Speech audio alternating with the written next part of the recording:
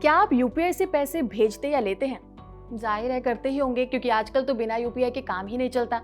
लेकिन फर्ज कीजिए कि आप अपने दफ्तर में काम कर रहे हैं, तभी आपको एक कॉल आता है। सामने से किसी शख्स की घबराई हुई आवाज आती है कि उसके पिता हॉस्पिटल में हैं और उसने हॉस्पिटल की जगह गलती से आपके नंबर पर 2000 रुपए ट्रांसफर कर दिए हैं, और वो रोते हुए रिक्वेस्ट कर रहा है कि उसने आपको एक पेमेंट रिक्वेस्ट भेजी है यूपीआई पर और आप प्लीज उसके पैसे वापस कर दीजिए।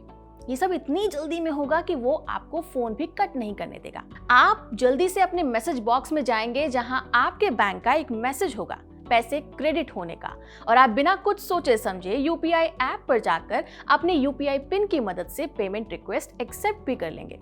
फिर जैसे ही आप अपना बैंक अकाउंट चेक करोगे तो आपको पता चलेगा कि आपके साथ तो स्कैम हो गया है, क्योंकि आपके खाते में आए होंगे सिर्फ 200 रुपए और आपने उस शख्स को पेमेंट रिक्वेस्ट फीचर के जरिए 2000 रुपए का पेमेंट कर दिया है।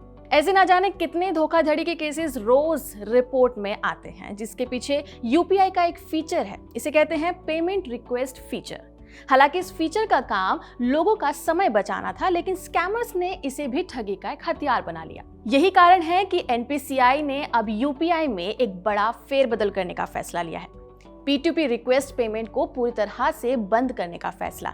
इसका मतलब ये है कि आप अब यूपीआई के जरिए किसी दूसरे व्यक्ति से पैसा देने की रिक्वेस्ट नहीं कर सकेंगे। तो आज के इस वीडियो में हम इसी टॉपिक पे बात करेंगे। नमस्कार, मेरा नाम है डिम्पिका और आप देख रहे हैं खबरगांव। सबसे पहले जानते हैं कि ये पेमेंट कलेक्शन रिक्वेस्ट भेजी कैसे जाती है। यूपीआई में दो तरह के ट्रांजैक्शंस होते हैं। एक पुश ट्रांजैक्शंस, जिसमें पेमेंट करने वाला व्यक्ति पेमेंट करने के लिए इनिशिएट करता है। जैसे आप दुकानदार का क्यूआर कोड स्कैन करते हैं या फिर दोस्त की यूपीआई आईडी सीधा डालकर उसको पैसा भेजते हैं। इसके अलावा दूसरा भी तरीका होता है, उसको बोलते हैं पुल ट्रांजैक्शंस या कलेक्ट रिक्वेस्ट का ऑप्शन, जिसमें पैसा मांगने वाला आपको रिक्वेस्ट सेंड करता है। यूपीआई के इस दूसरे फीचर में रिक्वेस्ट मिलने पर पैसा देने वाला व्यक्ति यूपीआई पिन डालकर पेमेंट को अप्रूव कर देता है। और अब ये कैसे होता है, इसको भी समझ लीजिए। आपने अपने दोस्त को कहा कि वो यूपीआई के जरिए आपको 1000 रुपए भेज दे, और इसके लिए आप यूपीआई ऐप पर गए और दोस्त के मोबाइल नंबर पर उसे पेमेंट रिक्वेस्ट भेज दी।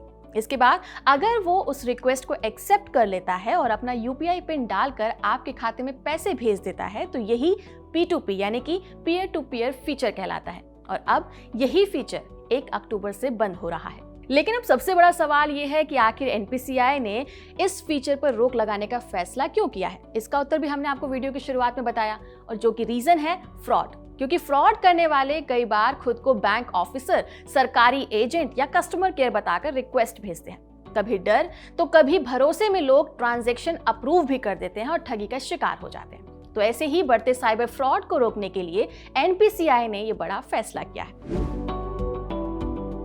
हालांकि इस तरह का कोई फ्रॉड ना हो, इसके लिए एनपीसीआई ने पहले भी कुछ इनिशिएटिव्स लिए हैं। जैसे कि P2P ट्रांजैक्शन में एक बार में 2000 रुपए से ज्यादा का ट्रांसफर नहीं हो सकता है, और एक दिन में ऐसी ट्रांजैक्शंस 50 बार ही की जा सकती थी।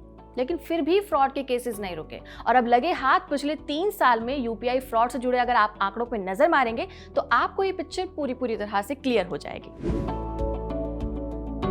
आरबीआई के मुताबिक फाइनेंशियल ईयर 2022-23 में यूपीआई पेमेंट में 7.25 लाख धोखाधड़ी के मामले सामने आए, जिनकी कुल रकम 573 करोड़ रुपए थी।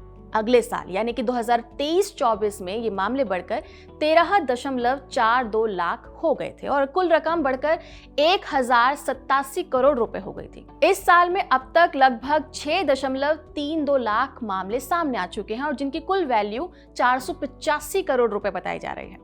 यूपीआई के बढ़ते इस्तेमाल पर अभी हाल ही में minister of state of finance Pankaj Chaudhary ने लोकसभा में बताया कि 2017-18 में यूपीआई के जरिए सिर्फ 92 करोड़ ट्रांजैक्शंस हुए थे, जबकि 24-25 में यह आंकड़ा बढ़कर 18,587 करोड़ ट्रांजैक्शंस तक पहुंच गया। लेकिन जैसे जैसे यूपीआई का इस्तेमाल बढ़ रहा है, वैसे वैसे धोखाधड़ी के मामले भी कहीं ना कहीं बढ़ते जा रहे हैं। चलिए अब आपको ये बता देती हूँ कि एनपीसीआई सिर्फ P2P ट्रांजैक्शंस को बंद कर रहा है या फिर बाकी ट्रांजैक्शन मेथड्स को भी वो कहीं ना कहीं रोकने की कोशिश कर रहा है। खैर, आपकी जो मर्चेंट पेमेंट है वो एज इट इज चलती रहेगी। जैसे अगर आप किसी OTT प्लेटफॉर्म के सब्सक्रिप्शन लेते हैं तो ऐसी ही एक payment collection request UPI app पर आती होगी, जिसको ऑटो पे भी कहा जाता है। तो ये बाकायदा अभी भी चलती रहेगी। और इसके अलावा फ्लिपकार्ट, Amazon, स्विगी या IRCTC पहले की तरह ही आपको कलेक्ट रिक्वेस्ट भेज पाएंगे।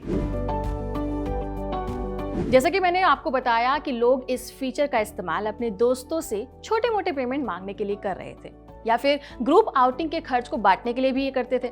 अब ऐसे में जब कलेक्ट रिक्वेस्ट बंद हो जाएगी तो लोग पैसा मांगेंगे कैसे? इसके लिए NPCI और UPI एप्स ने दूसरे नए ऑप्शंस को भी चालू कर दिया है, जैसे कि स्प्लिट बिल फीचर। इसमें दोस्तों के बीच बिल को स्प्लिट करने के लिए एप्स में स्प्लिट का ऑप्शन आएगा। इसके अलावा पेमेंट रिमाइंडर के जरिए आप किसी को पैसा देने की याद दिलाने की एक रिमाइंडर भेज सकते हैं, या फिर QR कोड और UPI ID तो सबसे आसान और सेफ तरीका है ही, जिससे आप QR स्कैन करेंगे या UPI ID डालकर खुद पैसा भेजेंगे। हालांकि 1 अक्टूबर के बाद से होने वाले इस बदलाव के बाद शुरुआत में लोगों को थोड़ी सी दिक्कत आ जरूर सकती है, लेकिन उम्मीद है कि आने वाले समय में इससे भारत का डिजिटल पेमेंट सिस्टम और भी ज्यादा सेफ हो पाएगा। फिलहाल के लिए इस खबर में इतना ही। आपका इस पर क्या कहना है कमेंट सेक्शन में जरूर बताएं। इस वीडियो को कैमरा के पीछे रिकॉर्ड किया है अयान ने। मेरा नाम है डिम्पिका और आप देख रहे हैं खबर का।